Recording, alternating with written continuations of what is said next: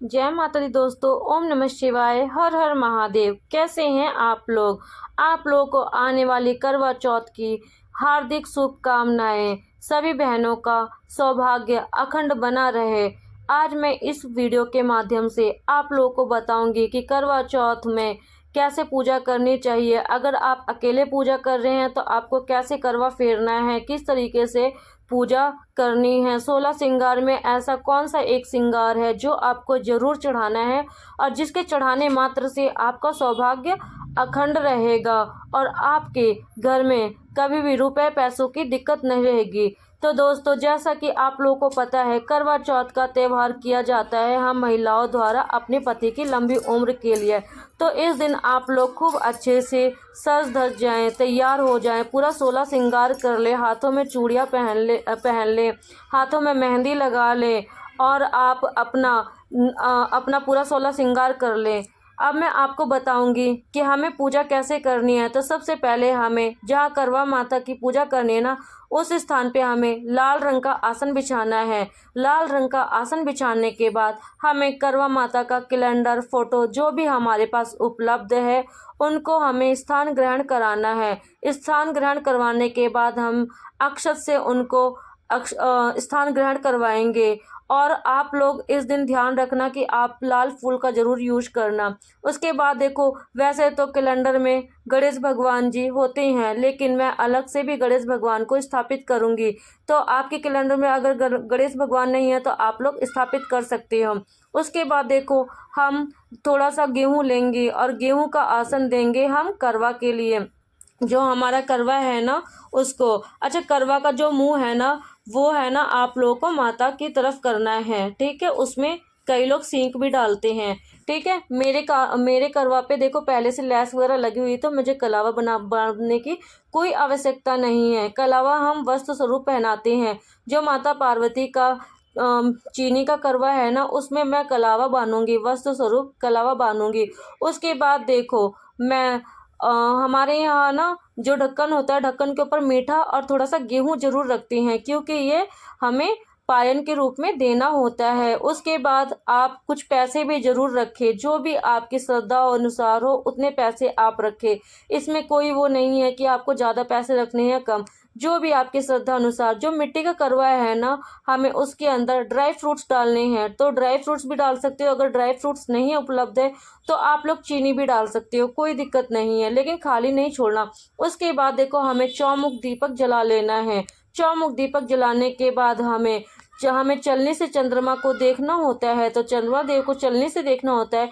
इस वजह से हमें चलनी भी रखना होगा वहां पर, क्योंकि हमें चलनी की भी पूजा करनी है। हमें करवा के साथ, करवा माता के साथ चलने की भी पूजा करनी है, क्योंकि हमें उसी से चंद्रमा देव के दर्शन करेंगे। उसके बाद देखिए, हम लोग सभी देवी देवताओं को यहाँ पर टीका करेंगे। सभी देवी देवताओं को हम लोग फोटो में टीका लगाएंगे। जितने भी भाई बने हुए हैं, जितने भी देवी देवता बने हुए हैं, सभी को हम तिलक करेंगे। उसके बाद करवा पे भी तिलक करेंगे। उसके बाद जो चीनी का करवा माता पार्वती के लिए रखा है ना, उन पे भी हम तिलक करेंगे। जो हमने चौमुख दिया जलाया है, चौमुख दिया हम लोग करवा चौथ चौथे दिन पड़ती है, इस वजह से हम लोग चौमुख दिया जरूर जलाते हैं। चाहे तो वो आप चंद्रमा देखते वक्त जलाए, या तो आप लोग कथा करते वक्त जला सकते हैं, ठीक है। उसके बाद हम गणेश भगवान को फूल अर्पित करेंगे। उसके बाद माता रानी को फूल अर्पित करेंगे, करवा माता को। देखिए, कभी भी आप लोगों को फूल अर्पित करना है ना, तो कभी भी सिंगल फूल ना अर्पित करें। कभी भी किसी देवी देवताओं को अर्पित करना है ना, तो जोड़े से फूल अर्पित करते हैं, या तो दो से अधिक। एक फूल कभी भी अर्पित नहीं करना चाहिए, क्योंकि हम लोगों को अखंड सौभाग्य के लिए हम लोगों का जोड़ा होना अवश्य होता है। इस वजह से हमें जोड़े से ही कोई सामान चढ़ानी चाहिए, चाहे वो फूल हो या कोई फ्रूट हो, कुछ भी हो। तो हमें कभी भी जोड़े से ही फूल अर्पित करते हैं, यही कारण होता है। उसके बाद देखिए, हम लोगों को चलनी को जरूर टीका लगाना है, क्योंकि हमें चलनी का भी पूजा करना है ना, इसी वजह से, ठीक है। उसके बाद हम लोग भगवान से प्रार्थना कर लेंगे। उसके बाद देखो, हम लोग वस्त्र स्वरूप गणपति भगवान को कलावा और जनेऊ पहनाएंगे। उसके बाद हम लोग माता रानी को भी चुनरी ओढ़ाएंगे, वस्त्र स्वरूप चुनरी, और आप लोग कलावा भी अर्पित कर सकते हैं।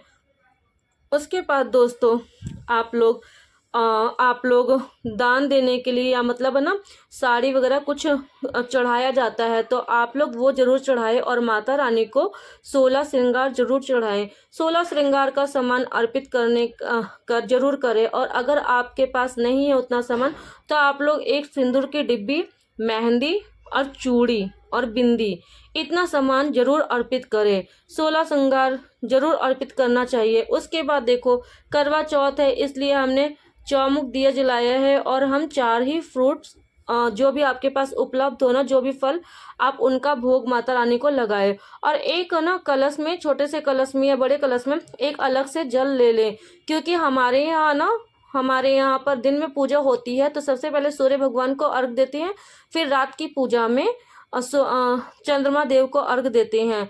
और देखिए फिर हम लोग यहाँ आरती की थाली तैयार कर लेंगे। फिर आरती की थाली, ये हम लोगों ने जो दीपक जलाया है ना आरती के लिए जला रखा है। उसके बाद हम सभी देवी देवताओं को और करवा चौथ माता का से हाथ जोड़ के प्रार्थना करेंगे कि माता रानी हमारी पूजा में कोई भी गलती हो रही है या होगी तो हमें क्षमा करना, हम नादान हैं, हम आपके बच्चे हैं। ठीक है, इतनी प्रार्थना अवश्य करनी है आप लोगों को। उसके बाद आप लोगों को कथा करनी है। कथा करने के लिए आप लोग एक पुस्तक ले ले या मोबाइल के माध्यम से भी कथा सुन सकते हो। तो आप लोग कथा जरूर सुने। और कथा कभी भी ना सुनते हैं ना तो खाली हाथ नहीं सुनते हैं, तो आप लोग फूल और थोड़े से अक्षत और आपको कुछ मतलब पैसे भी दक्षिणा के स्वरूप लेना तो वो भी ले सकते हो। मैंने दक्षिणा पहले ही निकाल दी है, इसलिए मैंने हाथ में नहीं लिया है। आप लोगों को जैसा सही लगे आप लोग वैसे करना बहनों। उसके बाद है ना हम लोग करवा को फेरेंगे। तो देखो करवा फेरेंगे ना, उससे पहले देखो मैं आप लोग को बता दूं कि करवे को कभी भी ना क्रॉस हैंड करके फेरते हैं। और हमारे यहाँ करवा 7 बार फेरा जाता है। 7 बार फेरते वक्त हमारे यहाँ बोला जाता है, हे माँ पार्वती सुहाग दो, हे माँ पार्वती सुहाग दो। जैसे माता पार्वती का सुहाग अखंड है ना और माता सौभाग्यवती है ना, उसी तरीके से हम लोगों का भी सौभाग्य अखंड बना रहे, यही प्रार्थना करते हुए हम लोग करवे को फेरेंगे। और उसके बाद जहाँ पर माता पार्वती का करवा होगा ना, वहाँ पर हम लोगों का करवा आ जाएगा। और जहाँ पर हमारा करवा था ना, वहाँ पर माँ पार्वती का करवा आ जाएगा फेरने के तत्पश्चात। उसके बाद दोस्तों आप लोगों को कथा करने के बाद आप लोगों को आरती अवश्य करनी है। ठीक है, तो आरती भी आप लोग पुस्तक से कर सकते हो। अगर आपके पास आरती की किताब नहीं है तो आप लोग मोबाइल द्वारा भी आरती चला सकते हो और वैसे भी आप लोग आरती कर सकते हो। आरती करने के दौरान दोस्तों घंटी अवश्य बजाएं। घंटी का बजाना बहुत ही आवश्यक होता है किसी भी आरती में, चाहे आप वो घर में पूजा कर रहे हो या बाहर कर रहे हो। निवेदन है तो इसलिए आप लोगों से विनम्र अवश्य ही बजाएं। और आरती करने के पश्चात दोस्तों हम लोग माता के रानी के आगे हाथ जोड़ करके यही प्रार्थना करेंगे कि माता रानी कोई गलती हुई हो तो क्षमा करना, लेकिन आप हमें अपना बच्चा समझ करके माफ़ कर देना और हमारे सुहाग को अखंड रखना, हमारे सौभाग्य को अखंड रखना। उसके बाद यही प्रार्थना करते हुए हमारे यहाँ सूर्य भगवान को सबसे पहले अर्घ दिया जाता है।